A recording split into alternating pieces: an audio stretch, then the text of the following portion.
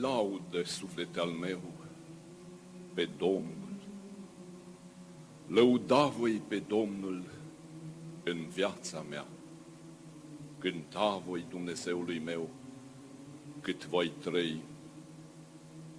Nu vă încredeți în cei puternici, în fiii oamenilor în care nu este izbăvire.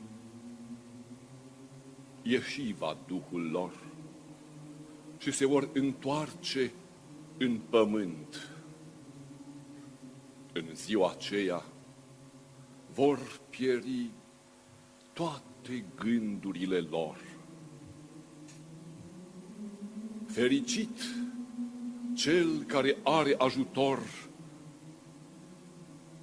pe Dumnezeul lui Iacob, nădejdea lui în Dumnezeul lui,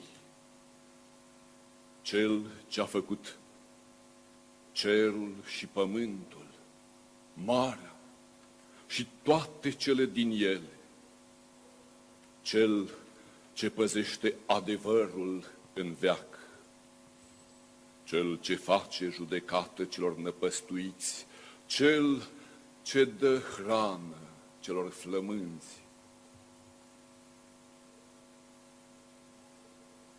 Domnul dezleagă pe cei ferecați în obezi. Domnul îndreaptă pe cei gârboviți. Domnul înțelepțește orbii. Domnul iubește pe cei drepți.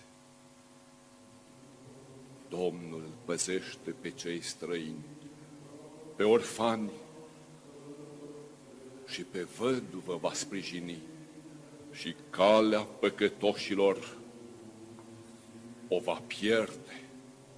Împărăți va Domnul în veac.